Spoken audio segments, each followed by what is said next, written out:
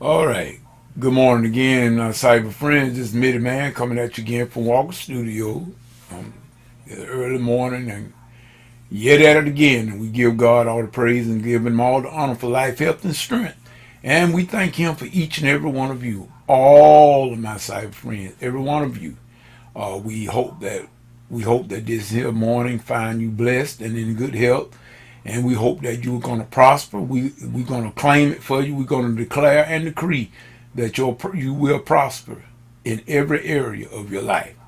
I come to tonight or this morning, I should say. I was on my yearly read through the Word.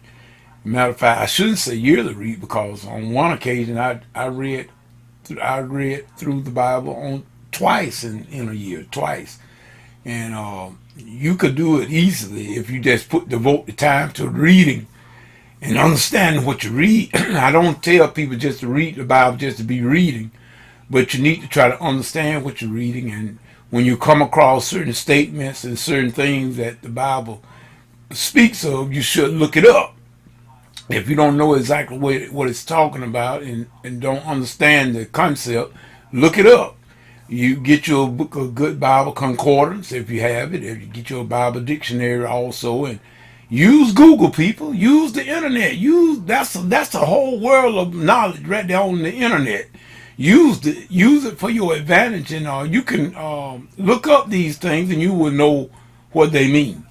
Now, as you see in my title that I'm using for this video is God's instructions for Israel. I named it that for a reason. I named it that for a good reason and a purpose. That's the reason why I named it like that. You could easily say God's covenant with Israel.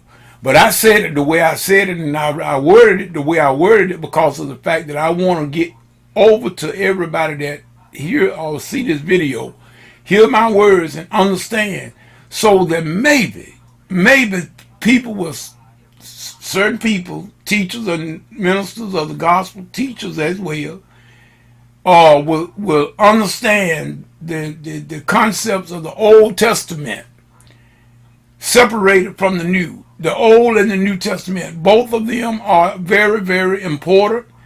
They serve their purpose, both of them. You cannot throw away the old. You cannot throw away the old, but neither can you neglect the New Testament. What I'm saying, I want to get everybody to understand what Mitty Man is trying to get. I've been talking to these here people for a long time, and I'm going to continue to teach it until we get it. I mean, it grounds me up like powder. I mean, it grinds me up like powder when I hear preachers. And don't get me wrong, I'm not trying to down them. I'm not trying to disrespect them now. No, I'm not trying to do that. I'm not trying to do that at all. But what I'm saying is they keep teaching their congregations. You know what I mean? We in our churches over here in America and other places as well. Let me make the distinction, people. Oh, in God's eyesight, in God's eyesight, He only sees two sets of people on this planet. Now I know a lot of people not going to agree with what I'm saying, but read your scriptures, read your Bible. I just finished on my yearly trek through the Bible. Started in January. I'm in Numbers. I got from Genesis to Numbers. I'm already at Numbers right now. Now, the book of Leviticus is a book of the law. The ceremonial law, the all the things that God required of the nation of Israel.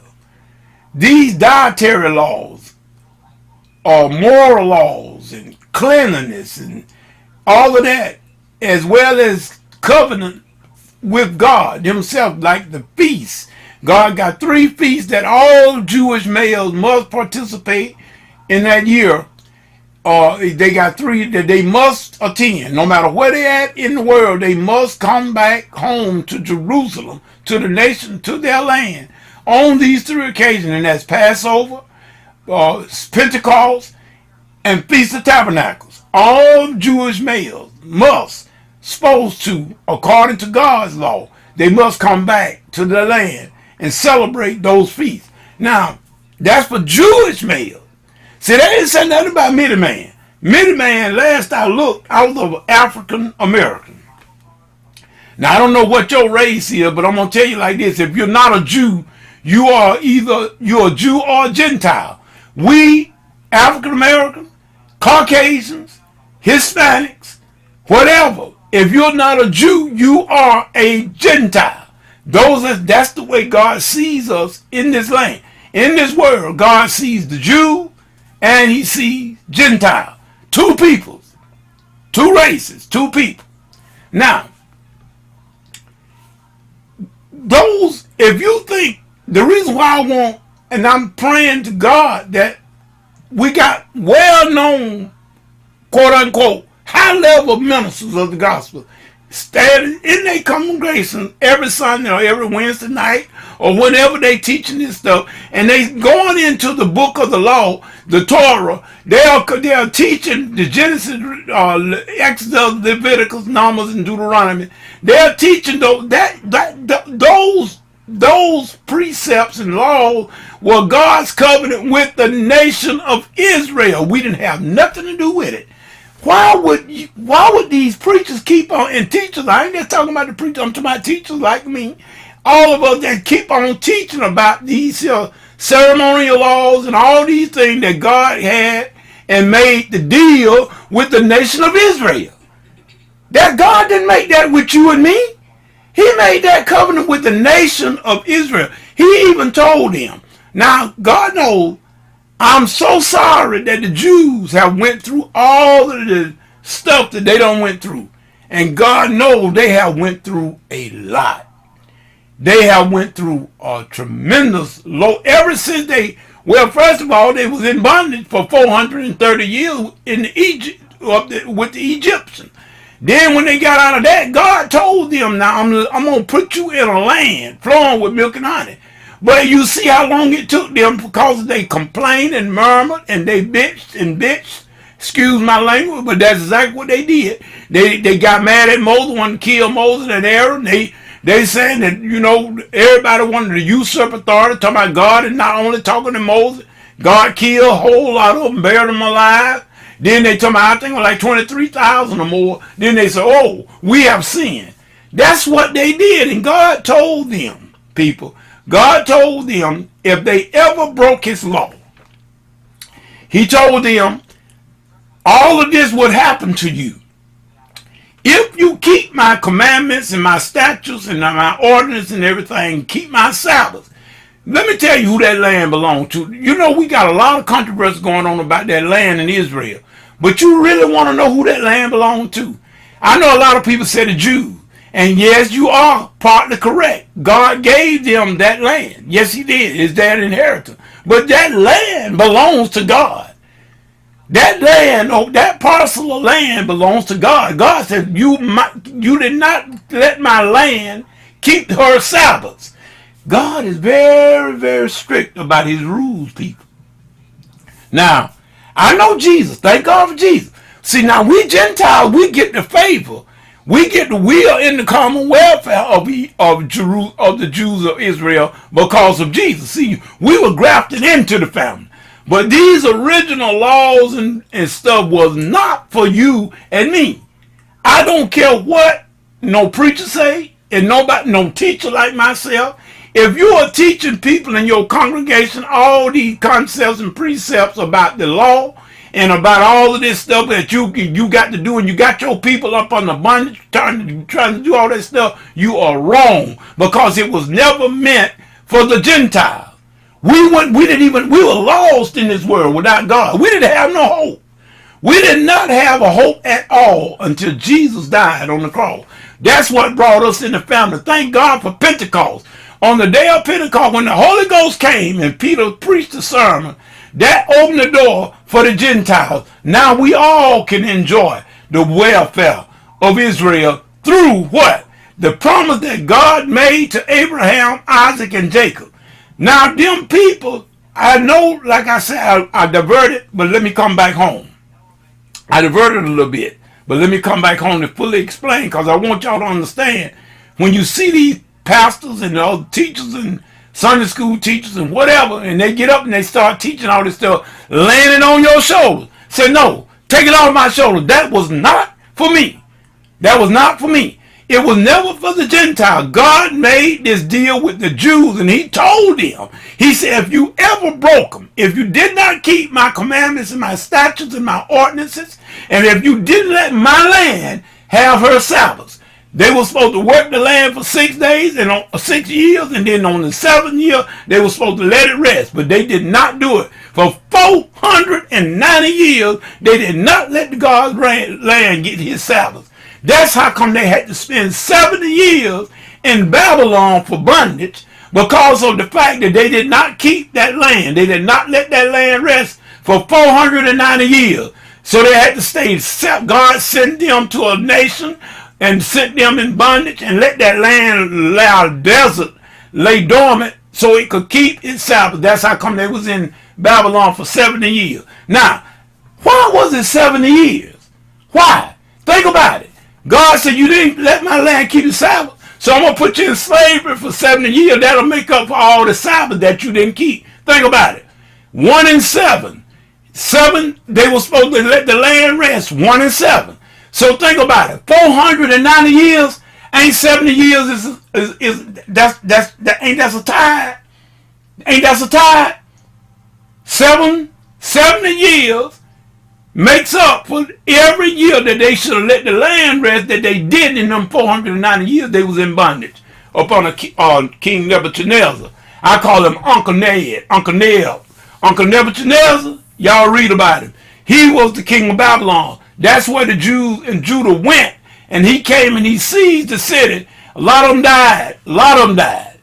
They suffered. Why? Because they broke God's law. God told them, if you ever break it, I'm going to send you away.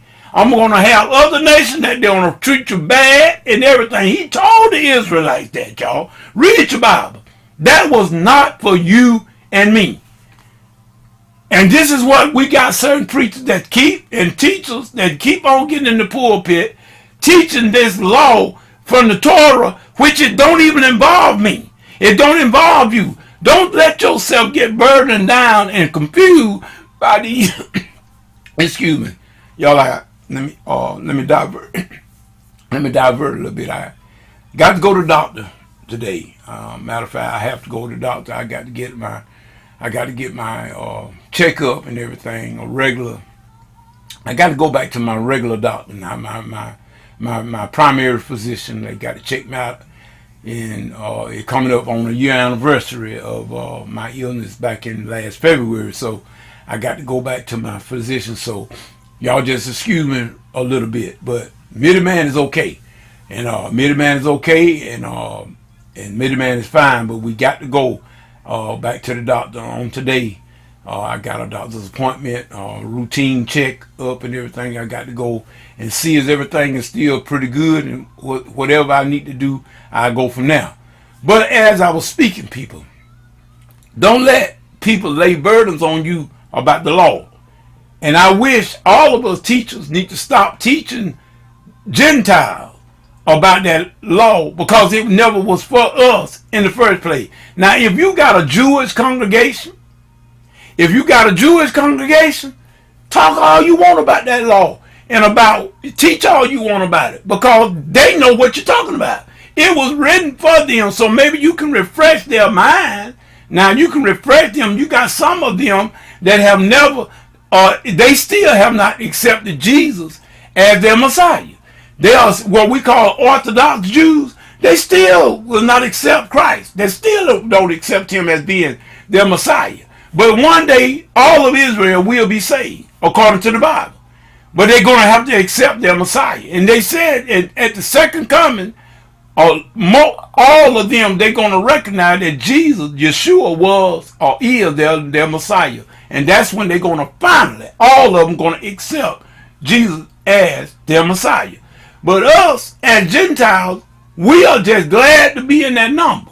We were brought into the family. We were grafted into this tree. We get the benefits because of the blessing of Abraham.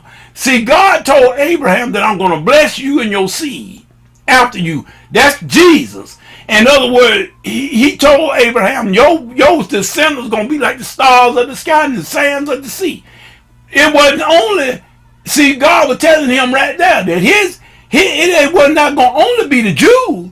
It was going to be the whole world, because for God so loved the world, he gave his only begotten son. Jesus is the seed of Abraham that brought all of us into the family. That's what we need to be teaching. We are saved by the grace and the love of God. And that's how come we are in the... I'm glad to be called a spiritual Jew. But guess what? I never suffered in a Holocaust. My people, black, the American, African American, we did suffer slavery in this here country. We did suffer slavery in this country. Yes, we did, and we went through a lot of predicaments. But we still never went through what the Jews went through. Never, no people on the earth have ever been through the persecution and the trial that the Jews went through. Why? Because God was punishing them. You know what? It was bad that it happened, people, but it was their punishment for disobedience. God had told them if they ever broke those commandments and stuff, that he would send them to different nations of the world, and they would be treated cruelly. They would be treated very bad, and they were going to be dispersed. A lot of them going to be killed and everything, and it was just like God said. But if you look at the book of Ezekiel, 37th chapter of Ezekiel, the valley of the dry bone, it tells you that was the whole nation of Israel dead. They were dry bone. But God brought them back, meaning that even though they were dead in all these different countries and things, they were dispersed, that God was showing Ezekiel that one day he was going to bring them back. And they are back. Israel is back in their home right now. And then Prime Minister Benjamin Netanyahu said in a speech that he gave at the UN, never to be uprooted again. Now that's what Benjamin Netanyahu said. They are back home in the land of their forefathers. They are back in their own land, never to be uprooted again. Now, to me, that sounds like fighting words.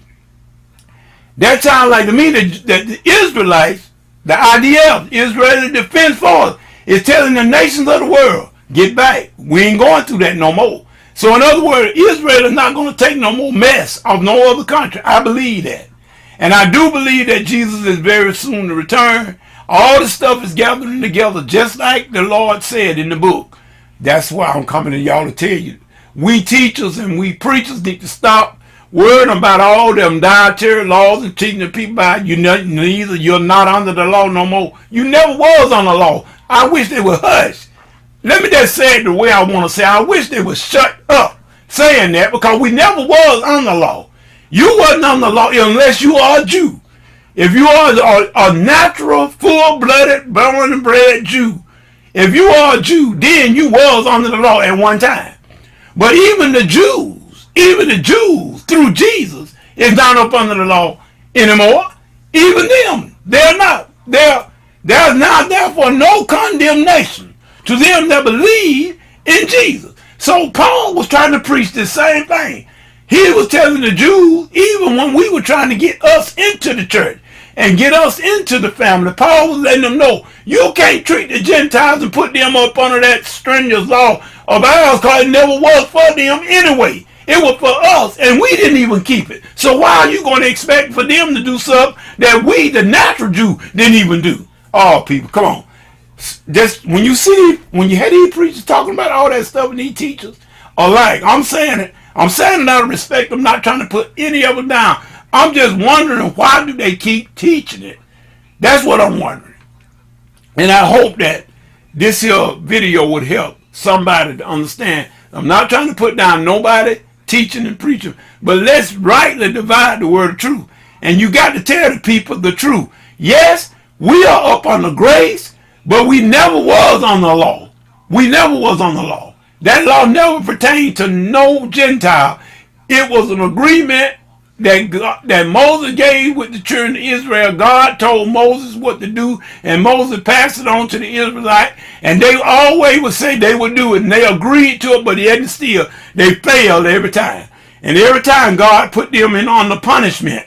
And so when you see all the calamity that the Jews went through from Egypt to the Babylonian exile, they was up in there Babylonian and Assyria. They were captured by the Assyrians, and they had all kinds of calamity all through the years, and the Spanish Inquisition, Hitler, the Holocaust, and all that stuff that they were going through. People, it was because of the fact that the children of Israel disobeyed God, and that was their punishment.